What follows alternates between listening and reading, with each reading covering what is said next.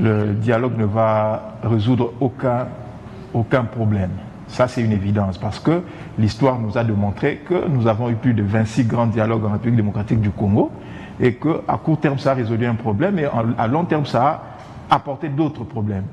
Bon, raison pour laquelle, moi, j'aimerais bien me focaliser sur Félix Tshisekedi, parce qu'il a dit clairement que ce sont les institutions du pays qui devront appeler le dialogue. Oui. Moi, je dis toujours, je vais aboutir dans la finalité à la situation du dialogue.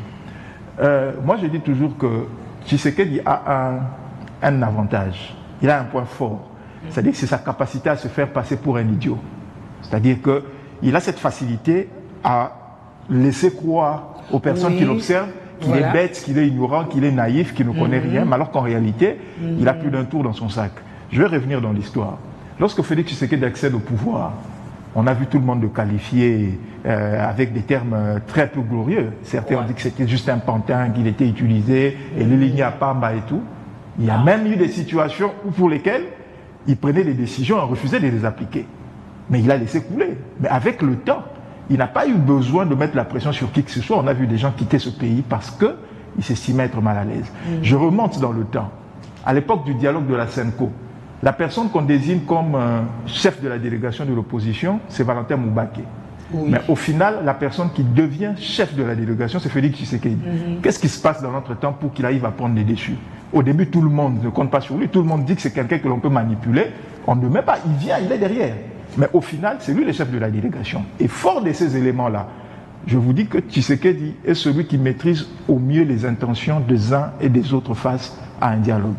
Qu'est-ce que Tshisekedi a compris en réalité par rapport au dialogue? Il a compris que le M23 que nous sommes en train de voir à l'est du pays, l'opposition qui se trouve en Belgique, l'opposition qui se trouve en RDC ne constitue qu'un seul corps. Ça, c'est une réalité. Lors de la SENCO, vous allez remarquer un fait. L'opposition s'est regroupée pour présenter un cahier des charges face au pouvoir. Mais qu'est-ce que vous remarquez maintenant là? On a l'impression qu'on a affaire face à une opposition représentée par des cahiers des charges différents. Ça veut signifier quoi? Au fait, l'idée du dialogue, c'est justement d'arriver à créer un surnombre face au gouvernement actuellement. Fayou nous donne l'impression qu'il vient avec son cahier des charges.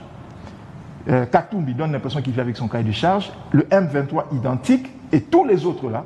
Mais au final, ce n'est qu'une seule personne. Maintenant, qu'est-ce qui va se passer? Puisque ça ne va pas résoudre le problème. Au final, nous aurons un gouvernement d'union nationale, mais un gouvernement national avec plusieurs cahiers de charge. Il y aura une répartition qui sera faite. Et si on tient compte du nombre, si on tient compte de la représentativité, nous allons nous retrouver dans une situation où le gouvernement sera en position d'infériorité. Pourquoi? Parce que l'opposition, en réalité, n'est qu'un seul corps avec plusieurs tentacules. Et je suis en train de rejoindre Marius qui dit il est bien content. Effectivement, parce que dans cette représentativité-là de l'opposition, ne vous inquiétez pas, il y a des personnes qui viendront avec les cahiers de charge du Rwanda.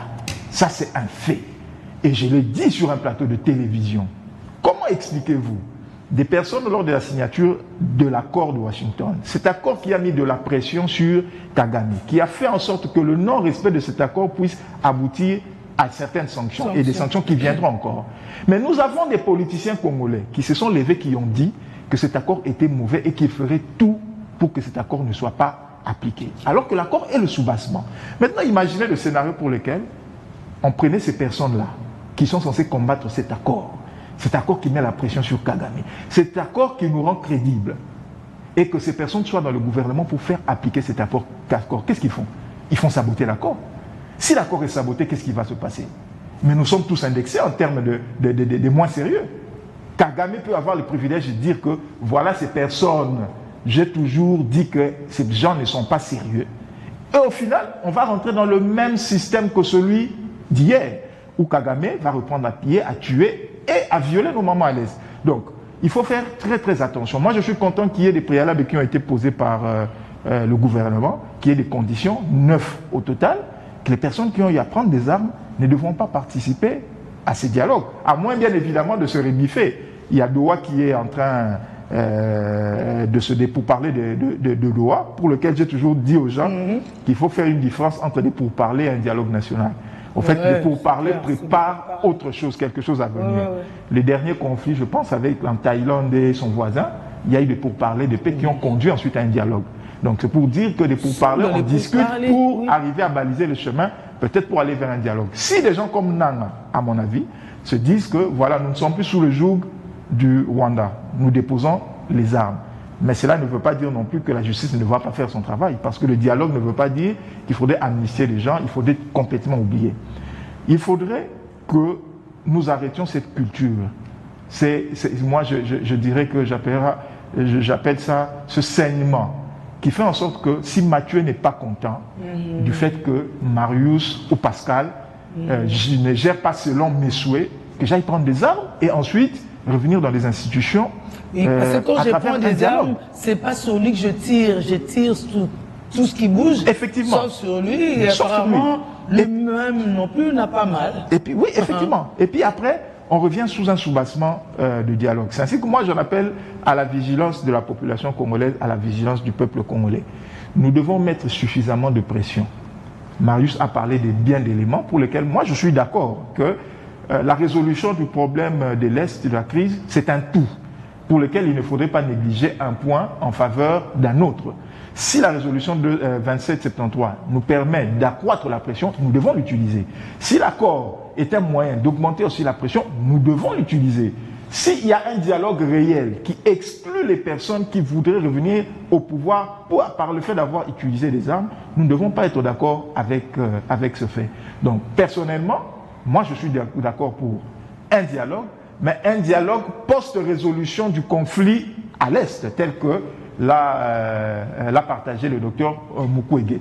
Et dès que le problème de l'Est sera résolu, je rejoindrai les arguments de Pascal qui a toujours dit qu'il faut un tribunal pénal international pour la question de l'Est. Parce que il faut pas samba. Il ne faudrait pas qu'on se retrouve dans une situation telle que les gens sont capables de dire aujourd'hui, mais au Bagoma qui kalabapé dans le gouvernement, ça doit s'arrêter. C'était dans le passé, oui, mais maintenant, ça doit s'arrêter. Oui, Pascal.